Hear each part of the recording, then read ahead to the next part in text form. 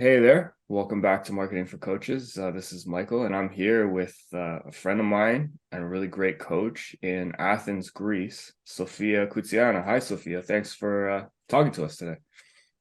Hi, Michael. I'm glad to be here.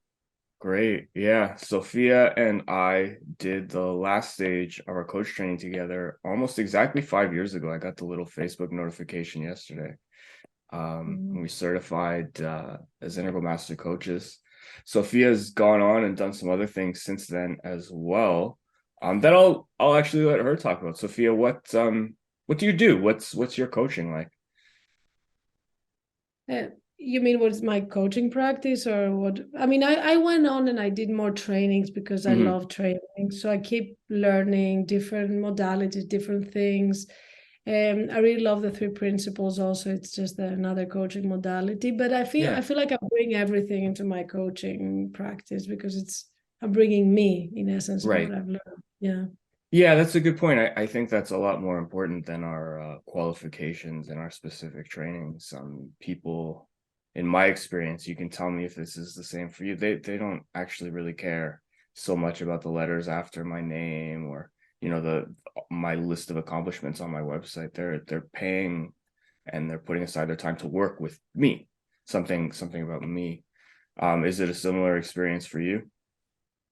It is for sure the same experience. And also beginner coaches Hmm. ask me many times, oh, I need my certificate and I need this other qualification. And I'm thinking, nobody really asks me about, what certificate. Yeah. Everybody cares what you're going to bring to them and, in their lives. So Right. yeah.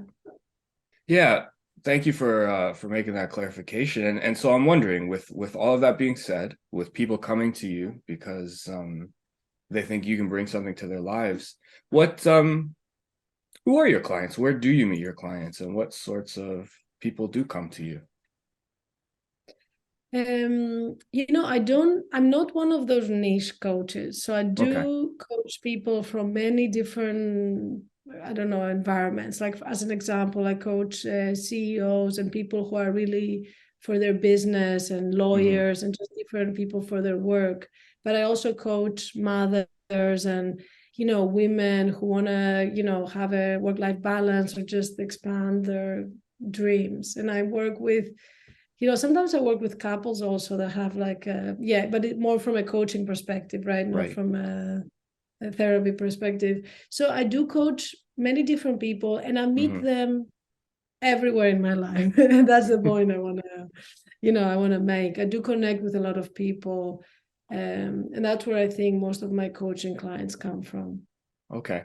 Could you say a little bit more about that? Maybe give us an example of what it's like to connect with people from all over your life? Because I mean, it sounds really good. It sounds like what a lot of new coaches probably should be doing. Yeah. Should I say a little bit something about the beginning of my after my coach training and just Yeah, go through? sure. Yeah. Let's start Yeah, there. yeah, because it makes when I went out of the ICC, and it wasn't my Hmm. first coaching school, so I've done other. So I've been a Okay. coach before. I thought it all happened through marketing and website and just Hmm. big events here in Greece. My parents had a lot of connections, so I started to Right. do huge things like events, put money, marketing, make this website who took me a million thousand hours, which I Hmm. hope I didn't have with all these hours and zero clients would Yeah. come. So that would be even more, for my own self-esteem as a coach would be really horrifying. Like, where am I going to get Hmm. clients? Nobody's coming. So at some point, I found also this coach, Steve Chandler, who really helped me Hmm. shift. I just start to connect with people and really have one-on-one conversations with anybody who I could and thought in my life. So that's how it really started. Okay. Um, so yeah, tell me if I need to elaborate a little more on that because it's I mean, it sounds great. It mirrors a lot of my experience and Dave's experience in terms of, the value really not being from the credentials or the website. I've never tried big events, but I imagine that's, based on your experience, that's really not where the energy in the clients comes from. When you talk about these one-on-one conversations you have with people, how do those get started? How do you actually get someone to agree to have one of those one-on-one conversations with you, or broach that topic? I mean, usually, when I meet with people or go to different Hmm. events or meet somebody and they, we share something, I feel in the past, I thought coaching was me. Okay. I don't know, it was like more like I'm selling myself, like I Yeah. don't know this idea. But now I feel like coaching is something that has been massively helpful for me and my own Mhm. development. So I want to share it with people. So that's my view is I'm not trying to make money. I'm not trying to get a client. Okay. I really want to offer this service and I believe in it. So when I talk to people, many times I talk to people and I might say, oh, you know what? I have a great book around that and I've Hmm. struggled with that. And I might give them a book. I might give them like as Yeah. a gift. I might share with them a video. I might offer and say, if you find this helpful, I'm willing to give you a session, as a gift. So I would give my approach, okay, is that I would give 1 or 2 sessions with people, but real sessions, not Right. 30 minutes conversation. At least that's what has worked for me. Okay. And so I would give 60-minute, 90-minute conversations, 1 or 2, or even sometimes I do 3, to be honest. And Hmm. then I have a big package that I offer.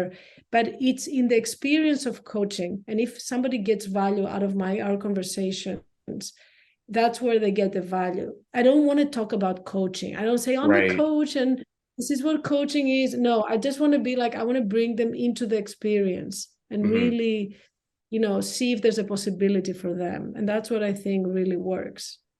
Yeah. And Yeah. Go ahead.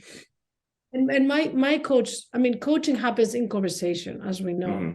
So if my calendar is empty and I have no clients, I might as well start having conversations with people. And Right. that's Right.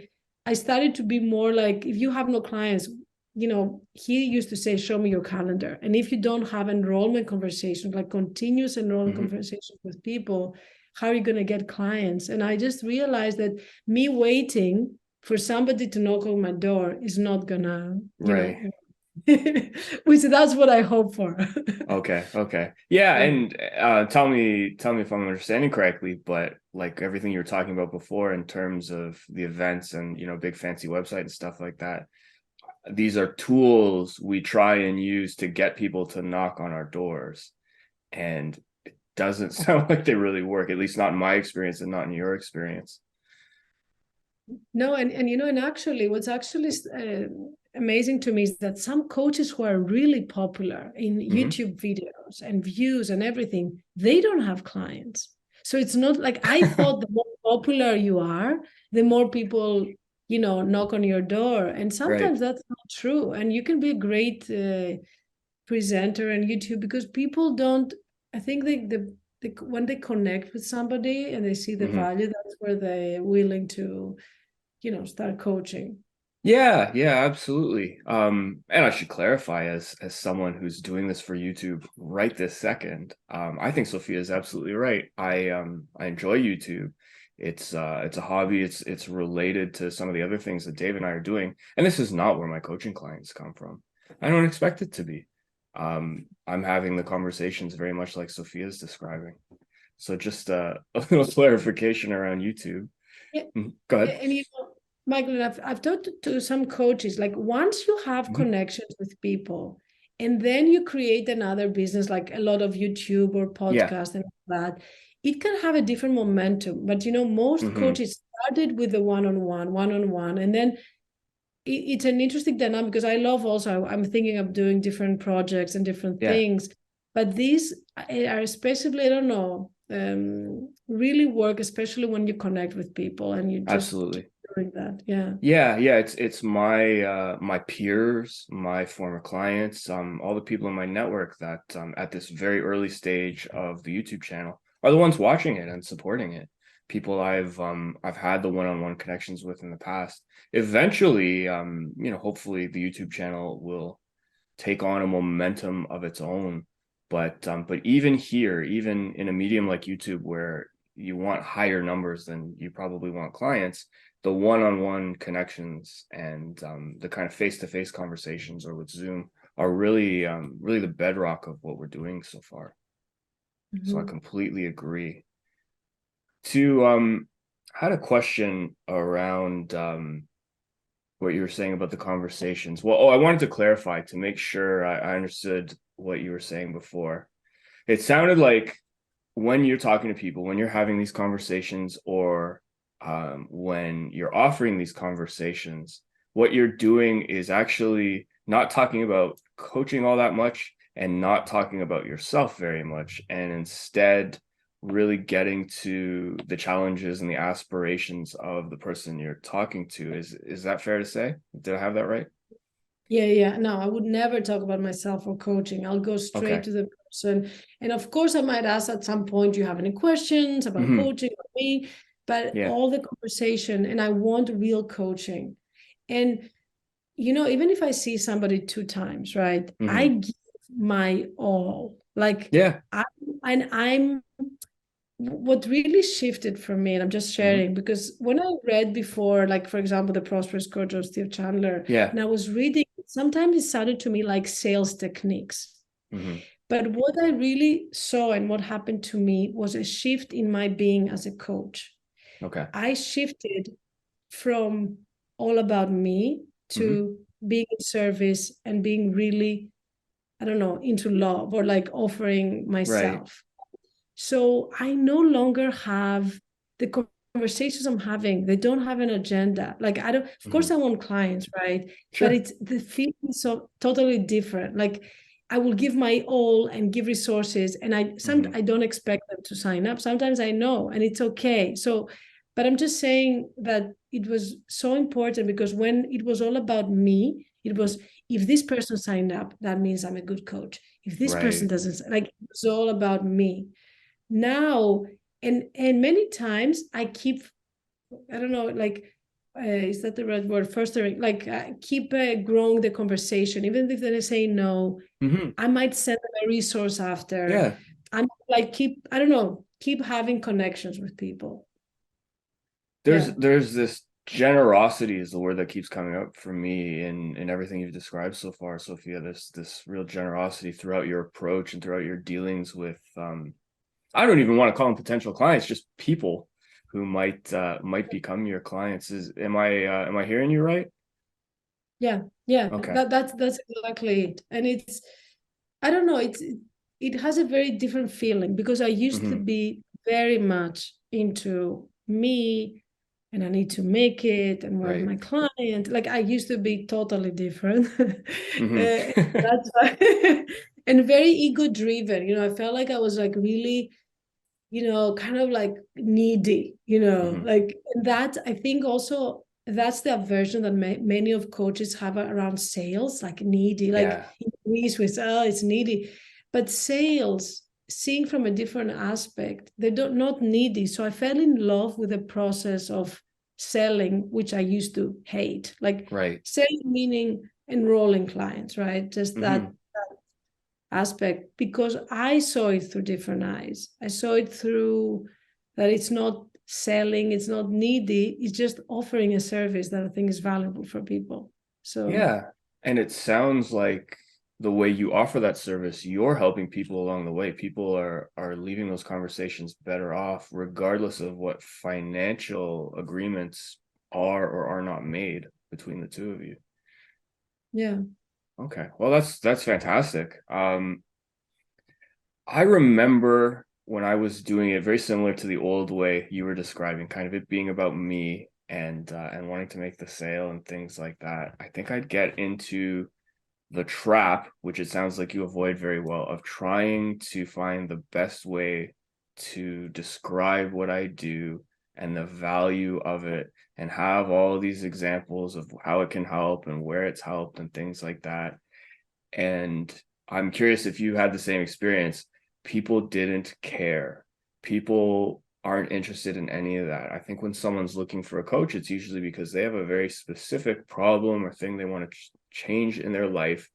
And what's going to help them pick a coach or pick not to work with someone is the extent to which they think we can help them with that thing that thing they have that's bothering them or feels just out of reach.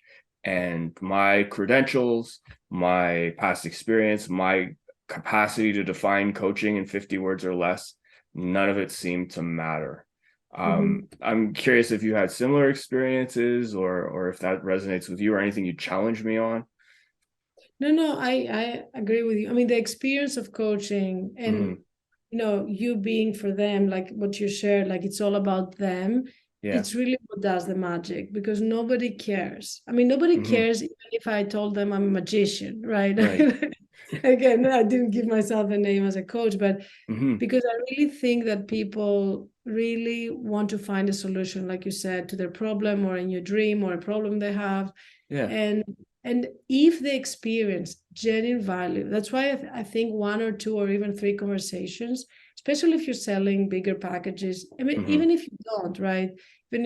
But it's the experience is all that matters. And if they get Yeah. value, yeah, it's really important.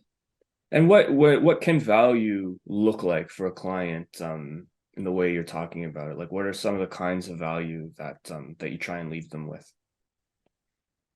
I mean, if I when I go, first of all, I really want to hear them and understand Mm. them, right? So the Okay. first session, there's a lot of intake and just really, getting to understand their world.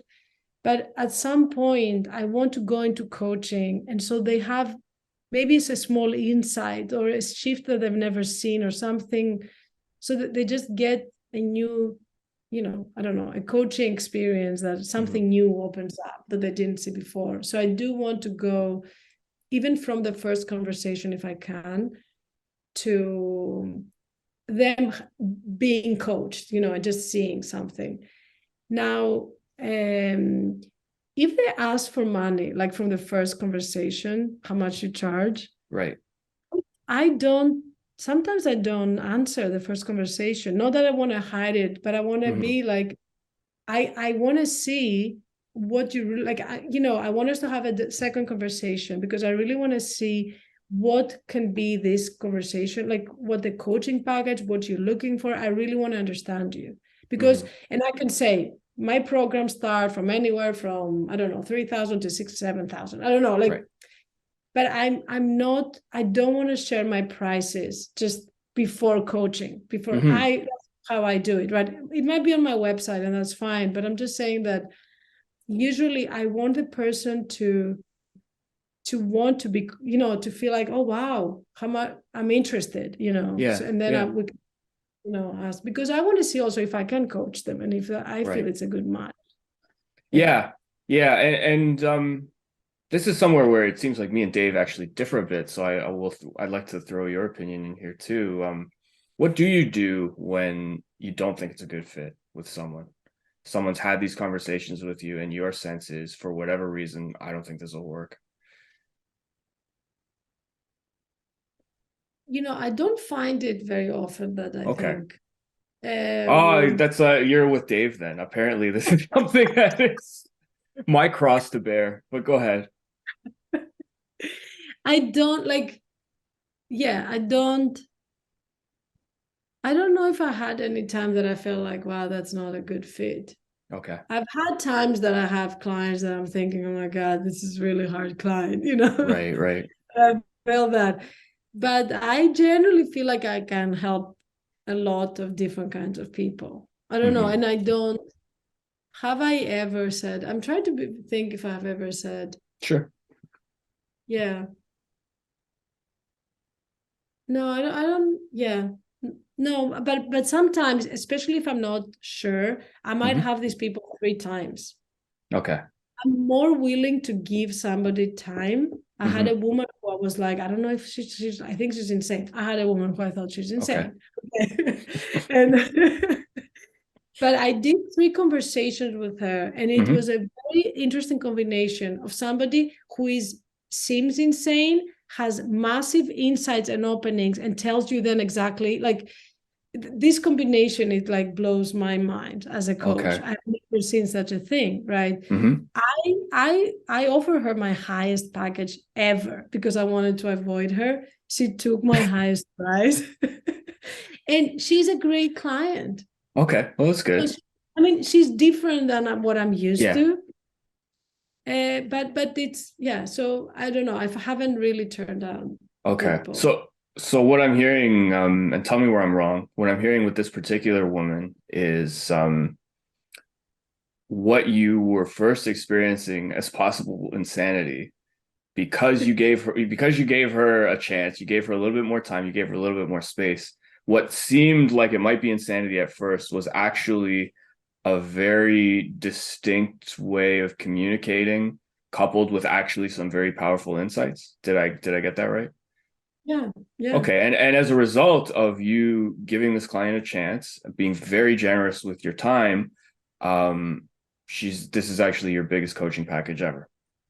yeah, Okay, yes. well, that sounds And I, good. and I it is good. And I was like, you know Hmm. what? I think that I don't need this person. I actually think they're gonna be, and I'm gonna just share the biggest prize because I'm not sure, she's gonna be a good, not a Right. good fit. I knew I could help her, but I Okay. thought she was gonna be. But it was interesting to me how she has been since we started. Like And how's that been? it's been very, very good. Like Okay. she's a little bit like frantic, but then like Hmm. she gets something and she sees it, and then she does massive changes. Like in a way, much better than some of my clients who come and kind of look like they're listening or like, and then they don't change, but they're like easy clients. She's like Okay. more opinionated, I see. more, she's like, but it's a very interesting experience for me because I Okay, can't. so Yeah, she may demand a lot of energy and attention in the sessions, but she's actually very committed, and there's a lot of change happening in her life as a result of her engagement. yeah, Oh, that yeah, sounds great. Yeah. yeah. No, it Mhm. is, it is. So I have two more questions, and then I'll let you go. I'm glad you brought up this idea of you being able to help a lot of different kinds of people, because one of the first things you said when we started the conversation is you don't really worry about niching or anything like that, or what's your niche. I recently had a conversation. I spent about a week working with someone recently who I think is a very talented coach and is waiting to really launch their practice until they figure out what their niche is. What would you say to someone in that position, really, really desperate to figure out their unique niche and their unique pitch? Mhm. I think that maybe a niche for me would appear at some point. Right. That can only come through years of, I don't know, of working and something happening, right? But I think we as coaches, I think we're trained to coach all kinds of people, all kinds of like even the Enneagram, Hmm. like I'm not, I only coach twos, right? It's like Yeah. I don't know anyone who does that. no, Yeah. because we're trained for so much, and humans are humans. We Right. all so I feel like we all deal with similar things in similar ways. Now, what I think is important, if you know the language, for example, I Hmm. work in a corporation, my parents own a business, Right. right? So I do know business language, and I Hmm. have a minor in business. So when I coach CEOs, CEOs like I can understand them when they bring up some things. I don't need to know their specific category or something, but it helps that I'm not like Sure. ignorant of, you know, when I coach with mothers, right? Like I had a daughter, but even if I didn't have, I've been around kids or I know what mothers, Hmm. I've read books. So I think especially when you work with some people, it helps to know a little bit their language, right? And I Yeah. think that's what's important. But I think you can help. I don't know. As coaches, we're trained to coach different kinds of people, right? Yeah. Not Yeah. I to agree. coach one person. And what that can do, like I had coaches who wanted to have a niche and they couldn't find anybody. So Right. then, but they found all these other people, so you know, it's interesting that maybe a niche will unfold, right? Like maybe Yeah. for some reason I have only mothers for 3 years, and then I'm like really passionate, and all I coach is mothers. But I think that unfolds over time, and I think Hmm. as a beginner coach, especially, it can be very limiting for you know. Yeah.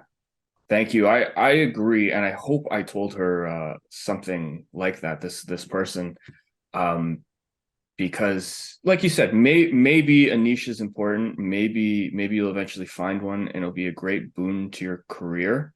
However, the only way I know how to find it or to have it appear is to coach.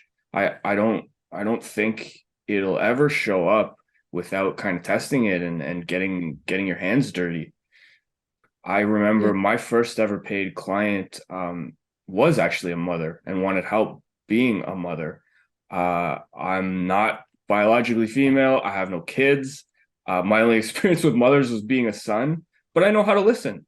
And I trained well as a coach. I cared. It mattered to me that she did well, and it did go well. Mm-hmm. and Yeah. but mothering and couples would probably be the last two niches I'd ever pick. But like you were saying before with the one-on-one conversations, if the connection's right, and I felt a lot of respect and admiration and good chemistry with this person, so we did it, and that was my first ever paid client. Yeah.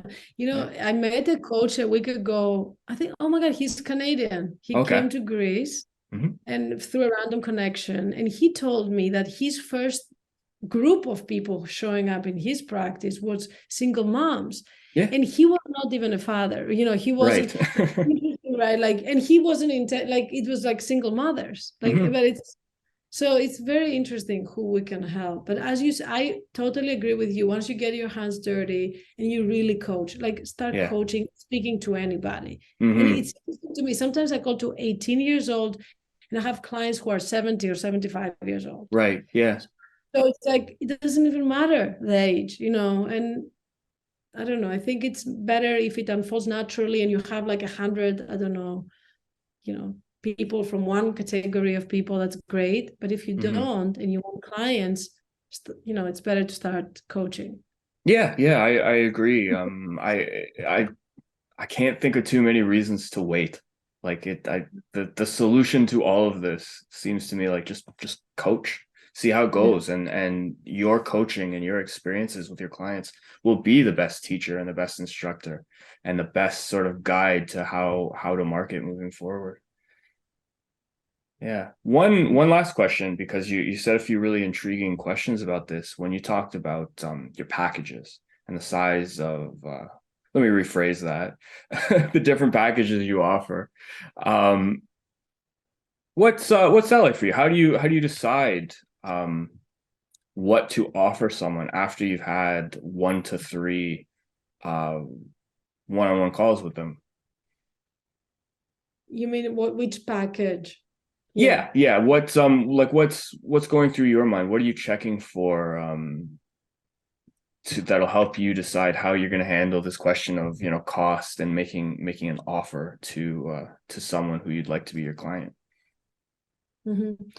Look, I'm in the beginning of my practice. I did Hmm. a lot of I wanted clients, so I did all sort of stuff. Like Yeah. I even did session by session, because I just want the experience. So in the beginning, I wasn't so much, structured. Now I do want to go for 6 months. Like Okay. this I want to really. This is what, but this is not a formula, right? I just Hmm. like that engagement. Now, if I see somebody who I'm not sure myself, I might offer a three. I don't do it regularly. I might offer a 3 month Okay. package, but usually I do want to go for the 6 months. And and I do have a set price in my mind Hmm. for people, but I do have a little bit of a scale, and that Okay. also, like what I told you, like I pushed myself to go as high with this one client, which I Hmm. did my biggest offer, but I do have kind of a set price now for my 6 months. Okay. That helps. So you have kind of a price in mind. It depends on, I don't know what the word would be, like the extent to which you're going to have to pour a lot of like sweat and energy into working with someone. That's going to determine where in that range you fall in for that 6 month offer. Did I hear you right? It's the only client I've ever done Okay, this okay. when myself. So I usually have a set price for I what I see. want to charge for 6 months. Hmm. This was just more of a challenge for me, like, Okay. just go as high and see what happens. But I don't And usually charge like that. But got in it. the beginning, I did try many things, because Hmm. sometimes in the beginning we hear coaches, I don't know if it's the same in Canada, but you hear all these coaches charging so much money and seems so intimidating. In the beginning, I did session by session, really cheap, Yeah, like me too. really cheap. I did 3 session packages, 10 session packages, whatever. And Hmm. in that stage of my coaching, I was very intuitive. I was like, what sense I felt with other person. And yeah, or sometimes I feel like, oh, let me try this. But anyway, this is very, I don't know. There's no formula for how you can charge your prices, and it means nothing about what coach you are. That also I'm Right. very clear. Yeah. Yeah. Yeah. Now, I related to what we were talking about with the niche before, and if there's a niche or if there's a kind of person that's going to emerge, you need to try it out.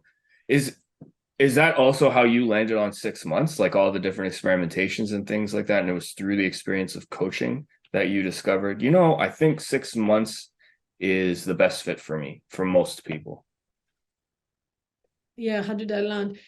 Look, I think 3 months is very Hmm. short time. I'm not saying Okay. it's impossible, but Hmm. it's a short time, and people need time for change and shifts Definitely. and all that.